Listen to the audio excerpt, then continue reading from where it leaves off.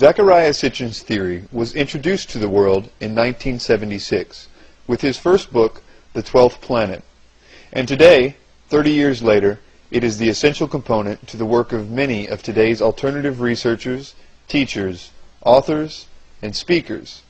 Sitchin's work remains the bedrock that many have built their very similar theories on. If Sitchin is wrong, so are they.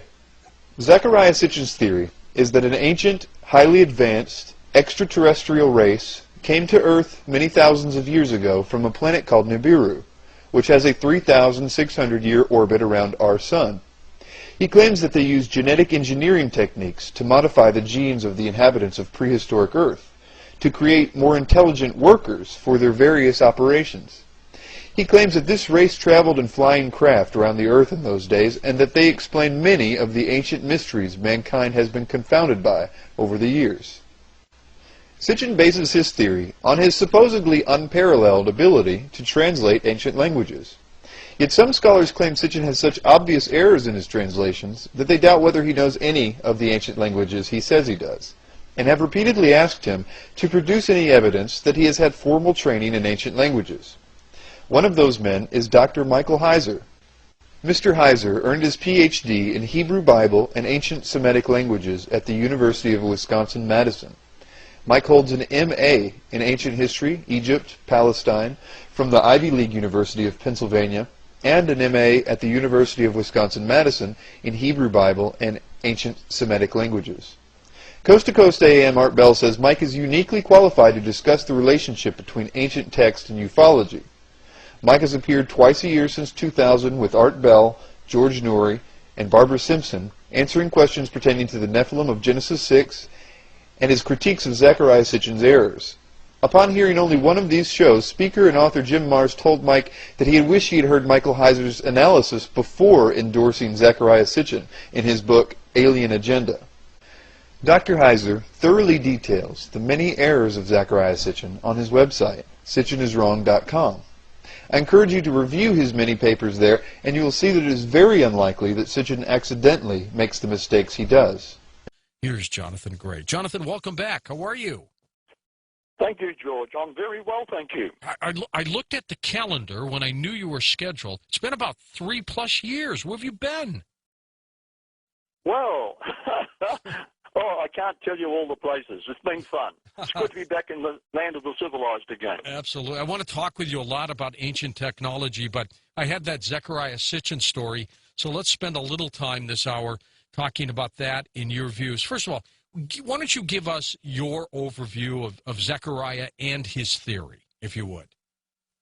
Well, George, it's quite a long story now. In my very first book, Dead Men's Secrets, I was quoting Zecharia, and what has happened is this. Just to put the listeners in the picture, the theory is that a planet beyond Pluto, called planet Nibiru, was dying. So its inhabitants, the Anunnaki, came to planet Earth, and they started mining for gold, which was needed to create a shield for preserving Nibiru's dwindling atmosphere. So you all actually start feeling sorry for these Anunnaki. Yeah. Anyway, they found the hot sun of planet Earth pretty hard to cope with, so they created primitive workers by mixing the genes of male Anunnaki with the eggs of early female hominoids to bring about you and me, Homo sapiens. And this sudden speed-up given to our evolution explains how the Sumerian civilization began suddenly, fully developed, with no evidence of a primitive beginning. So these extraterrestrials jump-started everything. Oh, and something else. The planet Nibiru, some people call this planet X, brings it into our solar system in its orbit every 3,600 years, and it's due to come here very soon. That's basically the theory. And the story came about by Zechariah's work with ancient Sumerian texts, right? His interpretation? That is what he's telling us. That's very true. Yes. How did you... Now, I'm sorry, go ahead. Go ahead, George. How did you get involved in this particular issue? Well, from my years of independent research, I knew that Mr. Sitchin had at least one thing correct. That paralleled my research, and that was the Sumerian civilization began suddenly, fully developed with no evidence of a primitive beginning. And as you know, in today's world where we are taught that early man was primitive, it's quite a rare thing to hear about high technology in the ancient world, so I felt a measure of rapport with Mr. Sitchin. And so for this reason, my customary cautious approach softened toward this gentleman, and I did enjoy reading his books, though they were full of entertainment, good to read. So I suppose I let down my guard just a little bit to give the facts in the books due respect. In particular, the claimed fact that certain ancient texts existed that backed up his story. I guess that's where I came on board. Okay, with these ancient texts, are you saying they don't exist or that he has interpreted them the wrong way? Well, I'll tell you what happened. I published him as an authority in the book Dead Men's Secrets and in another book, and I'll make it absolutely clear that what I'm about to say is not about the man, it's about the subject. I have no problem with Zecharia as a person. He's probably quite a nice guy. For a number of years, I assumed that the story was as he claimed in the Sumerian records. Well, after all, you just don't make up things like that, do you? But then something happened. I began to receive emails from my newsletter list asking me about planet Nibiru, the Anunnaki, the Nephilim, the 3,600-year orbit of the planet, and so I felt an obligation to dig deeper so that I could give a responsible answer. Well, I was checking carefully through the story, and an irritating anomaly cropped up. Now, assuming the story was true, such a misfit piece would make no sense. It shouldn't exist. So that bothered me. So pursuing the matter, I went a little further, and then another inconsistency came up, then another and another. Boy, it was growing. Now, if you've endorsed something and found out that you have problems with it, you still have to look at yourself in the mirror the next day, right? Yes. And you have to give a responsible answer to readers that put your trust in you. Okay, I was excited about the claims. I quoted Mr. Sitchin in one of my key books. I came across discrepancies as I began to investigate further, and that threw me into a real in-depth investigation in those areas. Now, for example, the claim that the Anunnaki came from planet Nibiru, the 12th planet. How do we know this is so? Well, according to our friend, it's in the Sumerian text. Problem.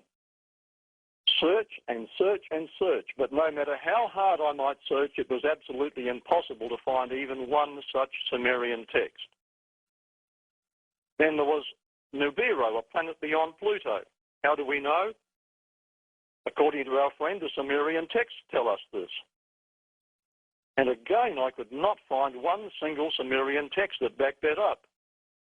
Did you ever contact him? The fact that, pardon? Did you ever contact him and say, hey, Zecharia, yes, I did, where is this? I was beginning to find all these problems, and so I did.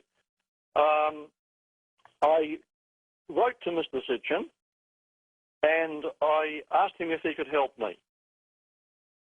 In fact, I think I might have sent a copy of the letter to be put up on the internet if anyone wants to see it.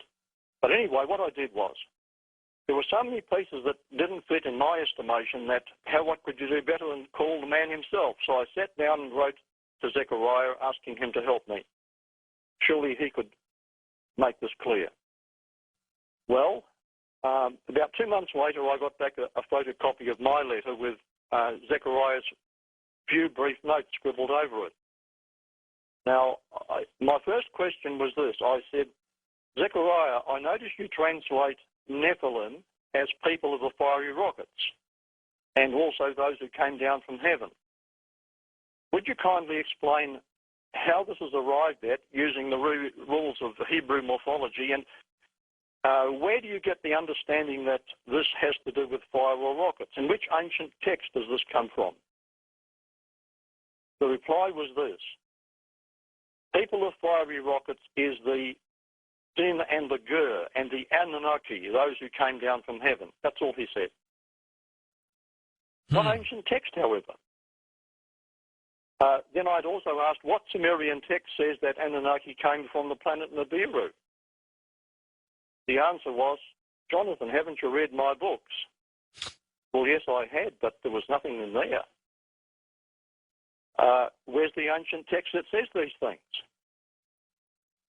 My question number 3 was, why do many of your important word meanings or translations of Sumerian words differ so much from the Sumerian cuneiform bilingual dictionaries? Well, he sounded surprised that I was asking these questions, but the dear man had thrown down the challenge, so I had to go on my own. I couldn't expect any further help, so I went digging again. I guess there were 2 things at stake. First of all, Mr. Sitchin's space visitors theory stands or falls on the Sumerian texts, whether they exist or not. Right. And that now affects millions of people. And secondly, the integrity of the ancient cuneiform tablets is now at stake because it disagrees with Mr. Sitchin's definitions. So if he's right, then the bilingual Sumerian dictionaries compiled by the Mesopotamian scribes are wrong. My gripe with Sitchin is purely academic. I do not think, especially, you have to understand the context from which I'm coming. When you're in graduate school, you do not do things and survive like make arguments without proof, like make things up from ancient texts that just aren't there. You will just be essentially just shot on the spot. Your career is over. Okay, you do not do things like that. And that's what I encountered in Sitchin's works, and plus all sorts of just plain mistakes. Now I want to preface our beginning here by saying, in reference to my title, why you should care about honesty and scholarship. The reason you should care is because maybe there's one of you out in the audience here who has studied an ancient language or two, or maybe has a degree in it, but by and large, someone who picks up Zecharia Sitchin's works or goes to a website or looks at this material on the internet, you have no idea how to interact and how to critique this material because it's not your field. You all have different fields, you all have different interests. When I wrote the first draft of The Facade, which is sort of a novelization of my views on a whole range of things related to UFOs and abductions and all that sort of thing, when I first did that draft, I had never heard of him. I had heard of Eric von Daniken, but I had never heard of Zecharia Sitchin. After I did the first draft and started to have some people read it, I began to hear the names, so I looked him up and got a couple books and read his material. And at first I thought, hey, this is really cool. You know, I found somebody, because all I had read was the back cover. You know, ancient language scholar, Sumerian scholar, you know, dealing with the topics that I was interested in. I thought, this is pretty cool because somebody has gone this route before and I will have some direction because, frankly, there's just nobody who is credentialed in ancient languages who does this sort of thing, who has these interests. And I have to be pretty blunt with you, I was very disappointed. I will say some things tonight, as Guy said, you know, we're all going to go away offended, at least once during the conference. I was really disappointed. I don't think Zecharia Sitchin knows any of the languages. I've said that on Coast to Coast AM, so there's no point in not saying it here. That's the best way I can characterize it. It was a disappointment. When I went on with Art Bell, now 3 years ago, he asked me if I would be willing to debate Zecharia Sitchin. I said, sure, that would be fine, and I have not heard a peep from the Sitchin camp since. Now, I think I know why that is. I think at the end of this, you'll know why it is. I say all that to say this. My gripe with Sitchin is purely academic. I do not think, especially, you have to understand the context from which I'm coming. When you're in graduate school, you do not do things and survive like make arguments without proof, like make things up from ancient texts that just aren't there. you will just be essentially just shot on the spot. Your career is over. Okay, you do not do things like that.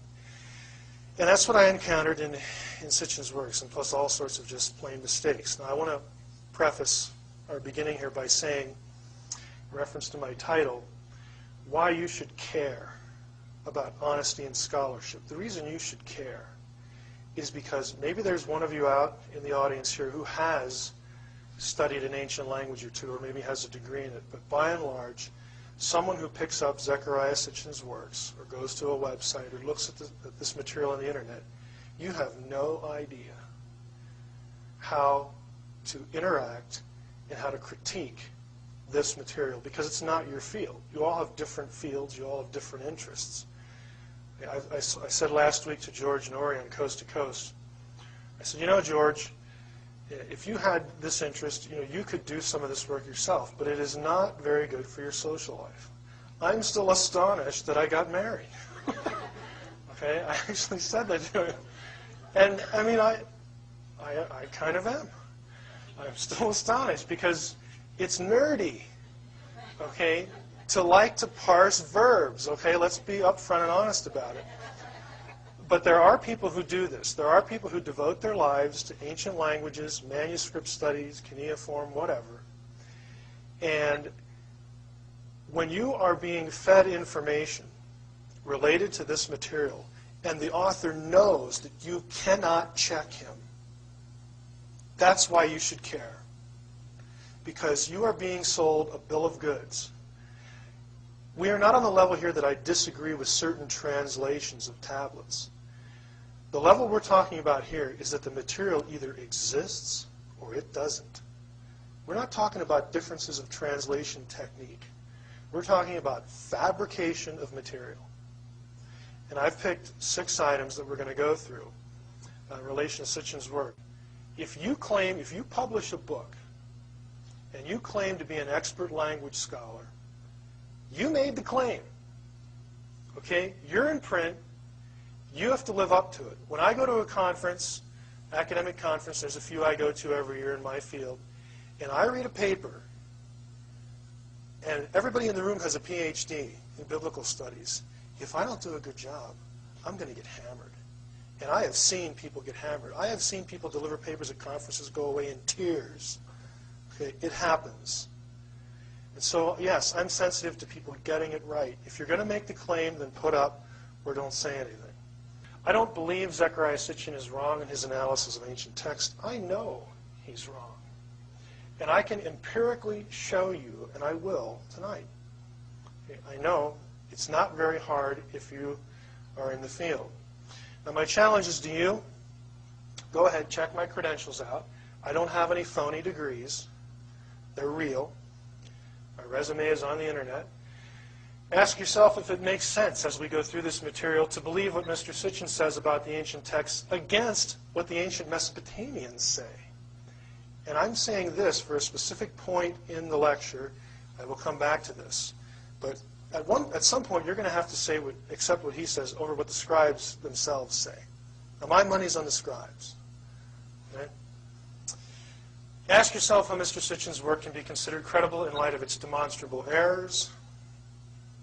And ask yourself why Mr. Sitchin has refused to debate me since 2001. That's a little self-serving, I'll admit it.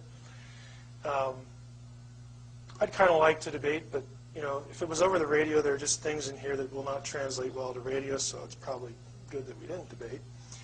Some points are tough to make. Now, my challenge is to Mr. Sitchin. These have been on the internet for quite a while.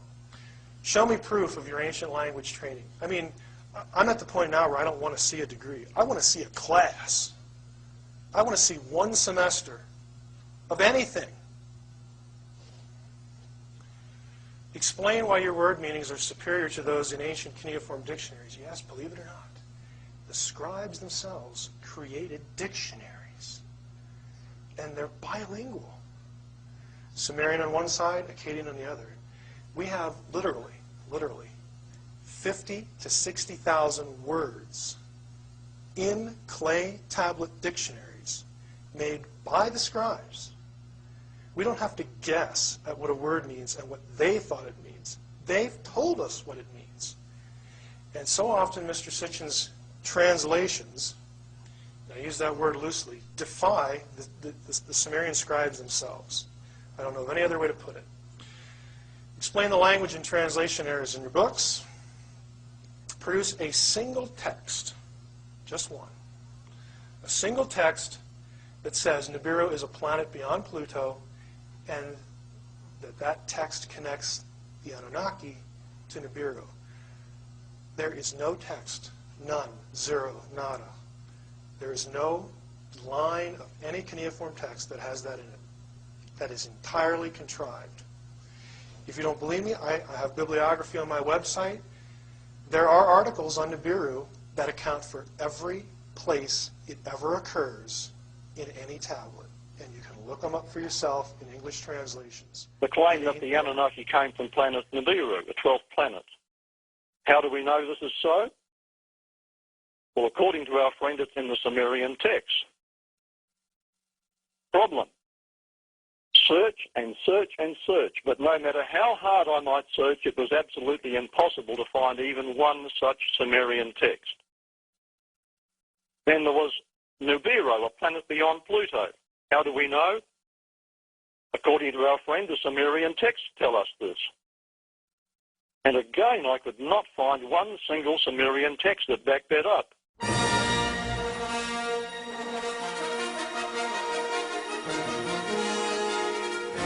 According to some people's view of history, this is the image that proves the existence of a planet X, and it comes from the cradle of civilization, carved by humans thousands of years ago, before the Greeks, before the Egyptians. How could such a civilization know so much about our solar system? Is it A, they didn't know so much about the solar system, or B, they were told of this knowledge by the alien race they regarded as gods?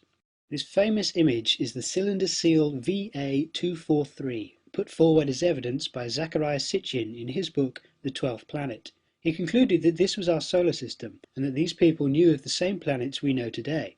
There are, of course, a few things wrong with this. We assume that the symbol in the centre refers to our sun, with the dots surrounding it being the planets. This symbol appears in many places throughout Sumerian history, but it refers to a star, or a deity that isn't the sun. Ah, I hear you cry, our sun is a star. That is, of course, correct. But this is a culture that regards the sun as a god, worthy of its own symbol, separate from that of other objects, other gods. There is no supporting evidence to suggest that the symbol on this seal refers to the sun in the centre of a solar system. So we have a star symbol surrounded by dots. What are the dots?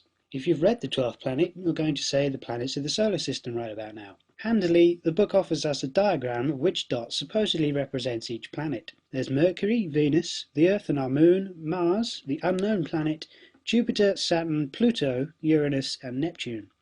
Hands up if you can spot any problems with this. The obvious one, of course, is that Pluto is in the wrong place, by order of planets. If we were still calling it a planet, we'd put it to the end of the list, up here. Now, this dot is said to be our Moon. It's an important object to us and our night sky, so important in fact that it too was worthy of its own symbol, and it too was of course called a god.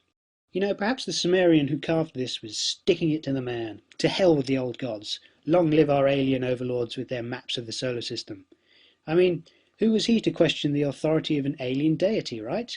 Even if that alien deity is inaccurate by today's scientific standards, set by mere mortals. I've heard it being said that this is just a carving. Cut the guy some slack, he can't be too accurate. Well, I'll give you that. He can't, for example, get the accurate scales between Jupiter and the Earth, nor can he put the orbits at the correct distances. If he did, he'd run out of room pretty quickly. But ignoring all of that, if he's aware of Pluto, why isn't he aware of Saturn's rings? If this knowledge did come from an alien race, surely they're quite capable of seeing the rings too, no? If they were capable of seeing the rings, why aren't they capable of seeing the moons that are either larger than our moon or larger relative to their planet? Pluto's largest, Charon, is half Pluto's size. Jupiter's Ganymede and Callisto are bigger than our moon, as is Saturn's Titan. Titan even has an atmosphere. Surely that's important enough to mark it down. But no, it can't carve everything, right? At least not on this supposed map. We have records, lists even, of what was seen in the night skies of the time, carved by the people who saw them. They count 7 planets: the Sun, the Moon, Saturn, Jupiter, Mars, Venus and Mercury.